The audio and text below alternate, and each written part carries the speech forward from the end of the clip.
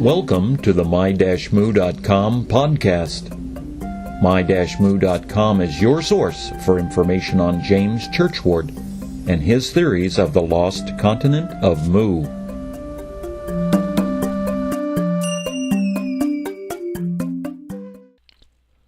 My-moo.com podcast number 29, James Churchward and the Mongols. This podcast is a meager attempt to dispel and repudiate an ugly and insulting stereotype used by my great-grandfather, James Churchward, in his writings. As discussed in podcast number 13, James Churchward and Race, I reject the antiquated attitudes about race and dismiss them as a product of his 19th century upbringing. One example, however, deserves special attention. Apparently, whenever a bugaboo is needed, James raises the specter of the Mongol hordes. Quoting his 1926 book, Lost Continent of Mu, Motherland of Men, on page 220, the northern hordes of Mongols overran and conquered the whole of Mexico and Central America. They put the men to the sword and made slaves of the women. Another example is in his 1931 book, Children of Mu, on page 224. James writes that the Mongols are the yellow inferior race, whose country lay to the south of the great Uyghur Empire. He further states that the intermarriage of the highly advanced Uyghurs and Mongols resulted in the Chinese race. These examples should suffice and demonstrate my point that James used the stereotype of the Mongols as his literary tool to be a malevolent force changing history. From these two examples, one can easily start to punch holes in this fallacy. If the Mongols were inferior and lived in South Asia, south of the great Uyghur Empire, who were the northern hordes of Mongols that conquered Mexico and Central America? How did the Mongols get to North America to be the conquering northern hordes?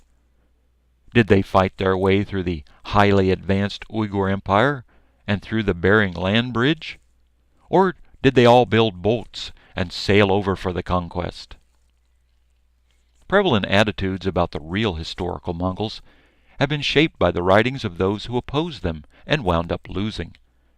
Genghis Khan was a man of his time, and he even provided those he faced the opportunity to submit before he and his army crushed them.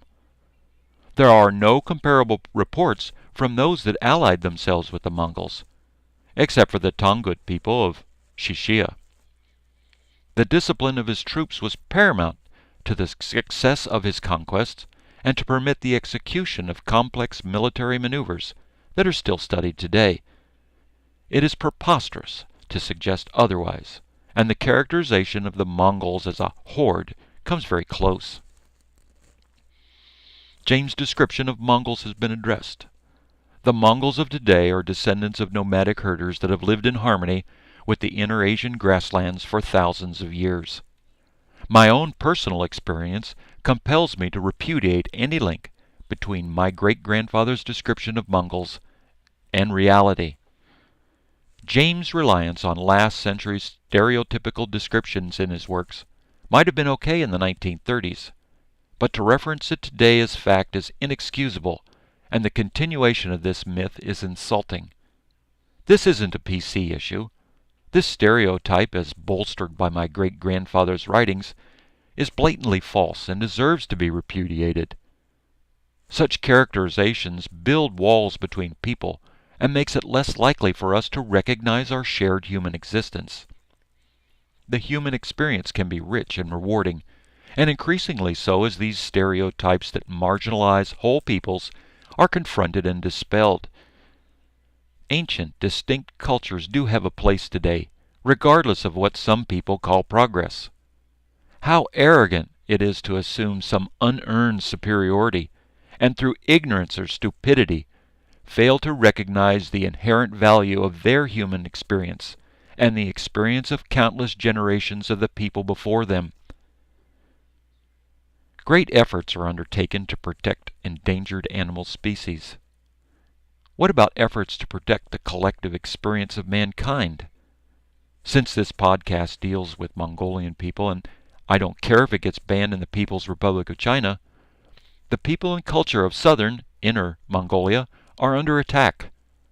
The laws, regulations, and policies of the Chinese government have been designed to marginalize and eliminate their culture, except for TV programs or in books.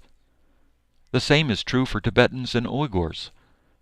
The introduction of unsustainable agricultural practices into the inner Asian grasslands has resulted in whole regions turning to desert.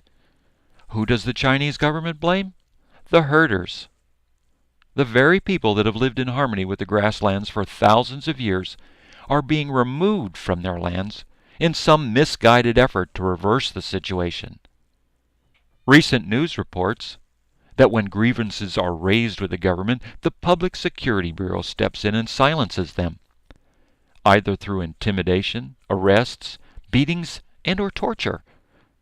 Defenders of human rights in southern Mongolia even fare worse. Brave souls like Mr. Hada and Miss Huchinhu are in detention and have not been charged with any crime. Hada has endured 17 years in prison for his views. When he finished his sentence in December 2010, he was not released, but pressured to sign an agreement to remain quiet. They even arrested and jailed his wife, Shana, and his son, Uyles. But they all remain in some form of custody because they refuse to sign the papers and stop advocating for basic human rights. Ms. Huchinhu is a prolific author, and the Chinese government has banned her books. She has been held in detention since January 2011 for calling on the release of Hada and his family. Pictures surfaced in July 2011 showing the horrific beatings she sustained while in custody. Mr. Hada and Ms. Huchinhu are but two dissidents fighting an uphill battle for the survival of their culture and lifestyle. I believe that it is important to save species and maintain genetic diversity, but is it also not important to save human cultures and lifestyles that are under attack? That's just my 2 cents. Thanks for listening, and have a great day. The my-moo.com podcast will be created on an irregular basis and address the state of the research, post interviews with knowledgeable people, and challenge the status quo to arrive at a more complete understanding of James Churchward and his theory of a lost Pacific Ocean continent. Please check back frequently at my-moo.com or join our email list to keep up to date on our progress and join the discussions. This production, copyright 2011 by Jack Churchward, all rights reserved.